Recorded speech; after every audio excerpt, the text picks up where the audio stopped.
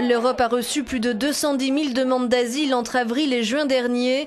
Des migrants qui ont déposé un dossier pour la première fois, soit une hausse de 15% par rapport au premier trimestre de cette année.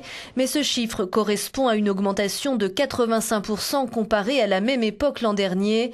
Des personnes qui, pour la plupart, fuient le conflit syrien. Viennent ensuite des demandes de ressortissants originaires d'Afghanistan, d'Albanie, d'Irak et du Kosovo. Aujourd'hui, la guerre en Syrie a mis près de 20% de la population du pays sur les routes de l'exil, soit plus de 4 millions de personnes. La Turquie en accueille la moitié, mais au final, ce sont près de 9 Syriens sur 10 qui trouvent refuge dans les pays voisins, en ajoutant le Liban et la Jordanie. Les demandeurs d'asile se tournent en premier lieu vers l'Allemagne, qui reçoit plus de 40% des requêtes, puis vers la Hongrie, l'Autriche et la Suède. La France, elle, arrive en 5e position. La Hongrie est devenue le pays où le nombre de demandes par habitant est le plus élevé de l'Union européenne. Mais à l'inverse, pour ce ratio, l'Hexagone se retrouve dans le bas du tableau. À ce jour, plus de 600 000 personnes sont déjà en attente de leur statut de réfugié au sein de l'Union européenne.